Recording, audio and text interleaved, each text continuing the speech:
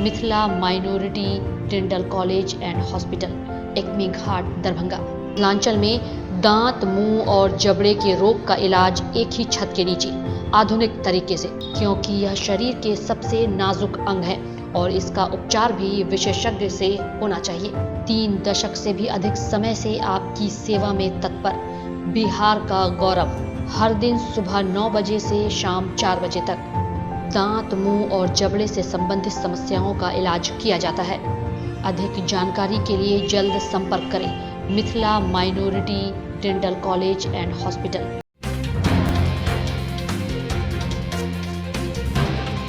वर्षा जल संचय योजना एवं वृक्षारोपण के संबंध में डीएम ने दिए कई निर्देश। डीएमसीएच के पैथोलॉजी विभाग में शौचालय नहीं होने से मरीजों को हो रही है परेशानी। दरभंगा डीएमसीएच के इमरजेंसी में गंदगी से मरीज परेशान। दरभंगा में तेज धूप से बिलबिलाते रहे जाम में लोग, अलपट्टी से दोनार में घंटों जाम।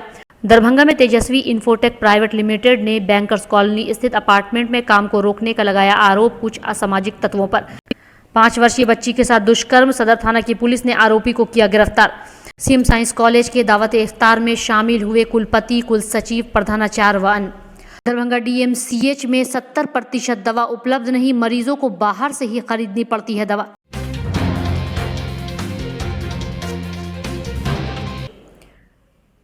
वर्षा जल संचय योजना के अंतर्गत वैसे सभी विद्यालय जिसमें 4 दीवारी का निर्माण कराया जा रहा है तथा सरकारी भवनों में वर्षा जल संचय पिट बनवाने के निर्देश डीएम ने दिए। वहीं वृक्षारोपण के संबंध में बताया गया कि प्रत्येक पंचायत में 10-10 यूनिट वृक्षारोपण कराया जाना है। एक यूनिट में 400 पौधे रहते हैं। इस प्रकार जिले में 12 लाख पौधारोपण कराया जाना है। जिलाधिकारी द्वारा इसकी पूर्व से तैयारी कर लेने का निर्देश दिया गया।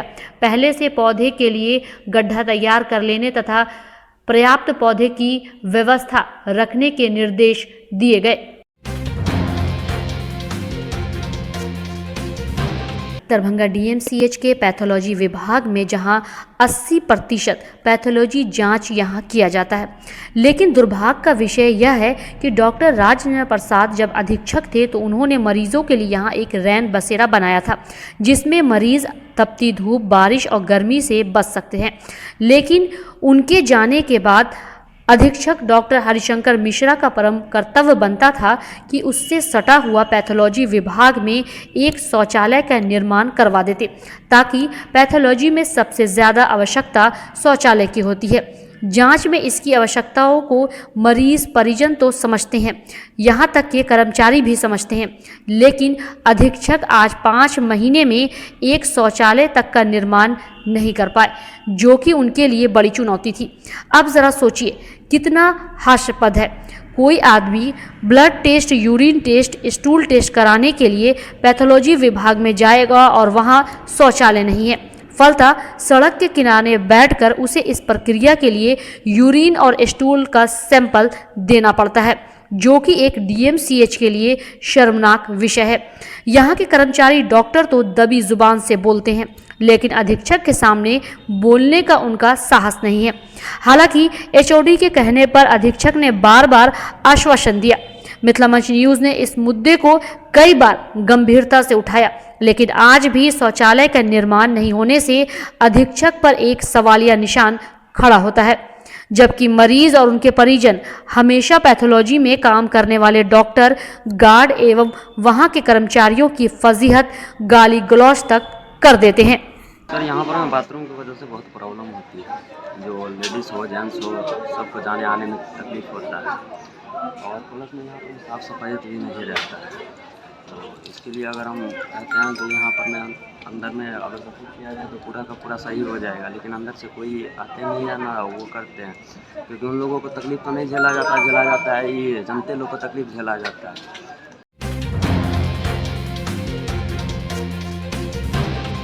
अधीक्षक के आए हुए 5 महीना बीत चुका है, लेकिन इमरजेंसी आने वाले मरीजों के लिए सुविधाओं में कोई नया कदम नहीं देखने को मिल रहा है।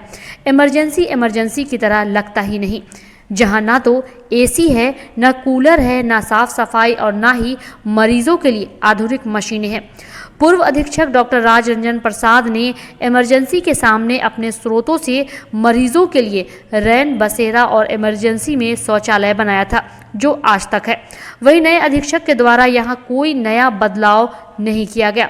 आज भी इमरजेंसी में जाने वाले मरीज काफ़ी दुखद स्थिति में रहते हैं और हमेशा डीएमसीएच पर सवाल उठाते रहते हैं, क्योंकि अधिकतर दवाइयाँ भी इमरजेंसी के बाहर से मरीजों को खरीदना पड़ता है। इमरजेंसी रूम के अंदर और बाहर इतनी भीड़ होती है कि डॉक्टरों को अपने कार्य का निष्पादन करने में भी काफ़ी मुश्किलों से गुजरना पड़ता है। फलतः अधीक्षक को चाहिए था कि आते ही इमरजेंसी का कायाकल्प कर देते। कम से कम डीएमसीएच के इमरजेंसी को प्राइवेट की तरह आकर्षक बनाते तो मरीजों को और उनके परिजनों को सुकून मिलता, जिसमें अधीक्षक पूरी तरह विफल लगते हैं, जैसा कि डॉक्टरों एवं मरीज के परिजनों का कहना है। बहुत गंदा है, साफ सफाई होना चाहिए। दरभंगा में जहां एक तरफ कड़ी धूप और तपिश में लोग सड़कों पर निकलना पसंद नहीं कर रहे हैं, वहीं आज यातायात पुलिस के अलपट्टी चौक पर नहीं रहने की वजह से अलपट्टी और दोनार के बीच घंटों जाम में लोग फंसे रहे। इस तरह धूप और तपिश में लोगों का घंटों जाम में फंसे रहना काफ़ी दर्दनाक और दुखदायी साबित हुआ। वन वे में एक गाड़ी के प्रवेश कर जाने के बाद जाम लगी थी, जिसे हटाने में पुलिस को घंटों मशक्कत का सामना करना पड़ा।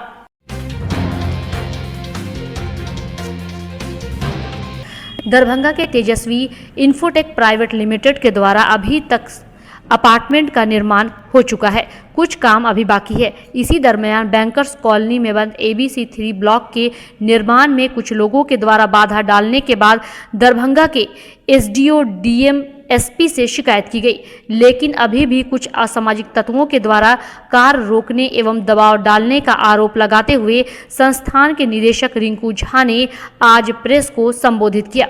बहुत परेशान हो चुकी, फ्लैट भी उसमें सारा बेच दिया हुआ है हमने, और जो खरीदार लोग हैं उनको भी बहुत परेशानी हो रही है, उनको सौ समय मिल नहीं पा रहा है। रेरा में जो रजिस्ट्रेशन होता है उसकी भी बाध्यता होती है, उसका भी समय निर्धारण होता है। अगर उस समय में हम नहीं करते हैं तो उसमें भी बहुत सारा पेनल्टी क्लॉज है।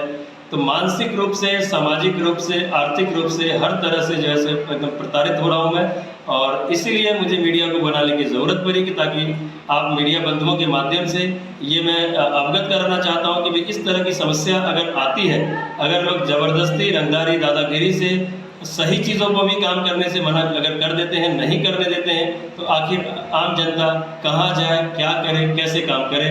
और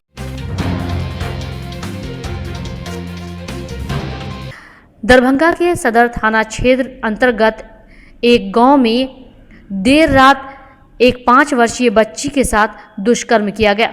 वहीं पीड़ित बच्ची के दादा ने बताया कि गांव में शादी विवाह का माहौल था। रात्रि 8 बजे बच्ची के घर से गायब होने पर खोजबीन की गई तो उसे एक बागीचे में बेहोश पाया, जहां आरोपी ललित मंडल घटना स्थल के पास ही बैठा हुआ था। ग्रामीणों की मदद से उसे पकड़कर सदर थाना पुलिस के हवाले कर दिया गया। वहीं आपको बता दें कि घायल बच्ची को इलाज के लिए DMCH में भर्ती कराया गया है। पवित्र माह रमज़ान के मुबारक मौके पर CM साइंस कॉलेज में दावते इफ्तार का आयोजन किया गया। इसमें काफ़ी संख्या में रोज़ेदार सहित जिले के अनेक गणमान्य लोग शामिल हुए। दावते इफ्तार में शामिल रोज़ेदारों ने नमाज अदा कर देश में शांति, सौहार्द, अमन व चैन की दुआ मांगी। फिर सभी लोगों ने एक साथ कतार में बैठकर इफ्तार किया।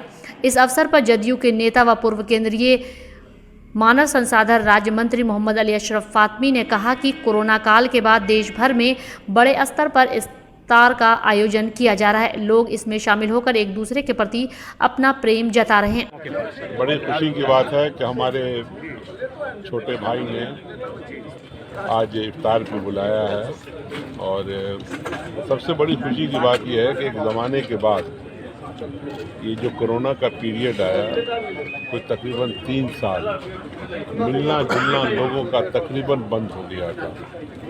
बड़ी खुशी की बात है कि इस दफ़ा कोरोना की मार कम है और हर जगह शादी ब्याह, मुख्तलिफ़ किस्म के फंक्शंस हो रहे हैं, और उसी में मैं देख रहा हूँ कि पूरे देश के अंदर इफ्तार पार्टी बड़े पैमाने पे हो रही है। दरभंगा डीएमसीएच में सबसे बड़ी समस्या दवा की समस्या। आज भी 70% दवा यहाँ उपलब्ध नहीं है। यहाँ तक कि कई विभाग में दवा उपलब्धता की भी कमी है। इसके लिए वहाँ के कर्मचारी हमेशा इस बात की शिकायत करते हैं क्योंकि मरीज और परिजनों से उन्हें काफ़ी कुछ सुनना पड़ता है। हालांकि अधीक्षक ने पहले एक अच्छा काम किया था। उन्हें सभी डॉक्टरों को एक लिस्ट थमा दिया था, कहा था कि इस लिस्ट के अनुसार ही दवा लिखें। लेकिन दवा की कमी होने की वजह से अब डॉक्टर भी बाहर से ही दवा धड़ल्ले से लिखते हैं, जिस पर अधीक्षक की निगरानी अब नहीं के बराबर है। इसके अलावा दरभंगा डीएमसीएच के कई विभागों में पीने के पानी के लिए लोग तरसते नजर आते हैं। इस गर्मी और तपिश भरी धूप में जिसकी व्यवस्था दरभंगा डीएमसीएच के अधीक्षक के द्वारा नहीं हो पाया, जिसके लिए सवाल भी खड़े हो रहे हैं। यही नहीं, दरभंगा डीएमसीएच के अधीक्षक को चाहिए था कि पूर्व में जितने मशीन हैं उनके मशीन की खरीदारी कर मरीजों की समस्या को दूर करना। आज भी दरभंगा डीएमसीएच में करोड़ों रुपए से लाई गई 70% मशीन आज बेकार पड़ी हुई है। जहां तक कि अधीक्षक को यह भी देखना चाहिए था कि यहां पर जितनी एजेंसियां हैं जो डीएमसीएच में सप्लाई कर रहे हैं, उन लोगों की स्थिति क्या है। आज भी गार्ड 25% उपलब्ध नहीं रहते, तो उनके पैसे आखिर कहां जाते हैं। यही नहीं, सफाई एजेंसियों द्वारा भी कई बार व्यापक तौर पर अनियमितता देखने को मिला है, जिसकी जांच भी होनी चाहिए थी। आज फिर एक बार डीएमसीएच में टेंडर निकला है। देखना है डीएमसीएच अधीक्षक कितनी पारदर्शिता के साथ काम करने वाले एजेंसियों को लगाते हैं, क्योंकि यह एजेंसी अगर काम नहीं करेगी तो एक बार फिर उंगलियां अधीक्षक पे ही उठेंगी। एंटी केयर का डीएमसीएच में एक भी दवा उपलब्ध नहीं है। जैसे कान का समस्या है तो यहाँ जांच कराने के लिए पीटीए कराने के लिए आए हुए थे, लेकिन यहाँ उपलब्ध नहीं है। इसके लिए डीएमसीएच में घोर कमी है। इस समस्या को कम से कम अध्यक्ष महोदय से अनुरोध है कि तत्काल जो है प्रभावी से लागू किया जाए। इस आए हुए लगभग 3-4 दिन से चक्कर मार रहे हैं। इसे देख लीजिए, पूजा में स्पष्ट लिखा हुआ है पीटीए जांच डॉक्टर साहब कहते हैं बाहर से कराने के लिए। ये कोई तरीका हुआ? इसका तो व्यवस्था करना पड़ेगा ना अस्पताल प्रशासन। दरभंगा के लहरियासराय थाना क्षेत्र अंतर्गत डीएमसीएच विरोध में अग्निकांड की घटना घटित हुई थी, जिसमें आरोपी मेडिकल के छात्रों द्वारा आग लगी की घटना को अंजाम दिया गया था। 3 मार्च 2022 को जो घटना हुई थी और इस घटना को हुए 1.5 माह से भी अधिक का समय बीत गया है।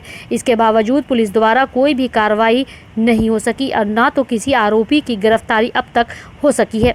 इसके साथ ही साथ किसी पीड़ित दुकानदार को अब तक ना तो कोई मुआवजा मिला है और ना ही किसी प्रकार की कोई राहत। इसी को लेकर कई पीड़ित दुकानदार वरीय पुलिस अधीक्षक अवकाश कुमार से सोमवार को मुलाकात करने उनके कार्यालय पर पहुंचे और इन लोगों ने न्याय की गुहार लगाई। गुहार लगाने आए दुकानदारों की बातों को सुनने के बाद घटना के संबंध में वरीय पुलिस अधीक्षक ने क्या कुछ कहा, आइए आपको सुनाते हैं। के बाद से घटनास्थल से सीसीटीवी फुटेज वगैरह प्राप्त किया गया है। उसके आलोक में पुलिस की टीम लगी हुई है, स्पेशल टीम गठित की गई थी। कहना यह है कि चूँकि स्टूडेंट्स का मामला है, इसलिए उन जो सीसीटीवी फुटेज से जो फ़ोटोज़ वगैरह बरामद हुए हैं, जो प्राप्त हुए हैं, उनकी क्रॉस वेरिफिकेशन के लिए जो हॉस्टल के स्टूडेंट हैं, कॉलेज स्टूडेंट हैं, प्रिंसिपल हैं, उन लोगों को भी भेजा गया है। वहाँ से अभी रिपोर्ट आई, बाकी वहाँ से कुछ स्पष्ट डिटेल्स नहीं दी गई, कुछ स्पष्ट जानकारी नहीं दी गई है। जो चिन्हित किए गए हैं उनकी अरेस्टिंग के लिए, वारंट के लिए प्रे किया गया है कि समाहरणालय अवस्थित बाबा साहेब डॉक्टर भीमराव अंबेडकर सभागार में जिलाधिकारी दरभंगा राजीव रोशन की अध्यक्षता में जल जीवन हरियाली के 11 अनुषंगी योजनाओं के क्रियान्वयन की स्थिति एवं लोहिया स्वच्छ बिहार अभियान फेज 2 के अंतर्गत ग्रामीण क्षेत्रों में ठोस तरल कचरा प्रबंधन के अंतर्गत जल शुद्धिकरण यूनिट के निर्माण कार्य की समीक्षा हुई। बैठक में उप विकास आयुक्त तनय सुल्तानिया द्वारा बताया गया कि लोहिया स्वच्छ बिहार अभियान फेज 2 के अंतर्गत जिला के चयनित 50 ग्राम पंचायतों में ठोस तरल कचरा प्रबंध योजना के अंतर्गत जल शुद्धिकरण यूनिट का निर्माण जून तक कराया जाना है, लेकिन अभी तक बहादुरपुर, सिंहवाड़ा, मनीगाछी, हयाघाट, बिरौल, दरभंगा सदर एवं गौड़ाबौड़ा अंचल के 24 यूनिट में कार्य प्रारंभ नहीं हो सका है। संबंधित अंचलाधिकारी द्वारा वहां यूनिट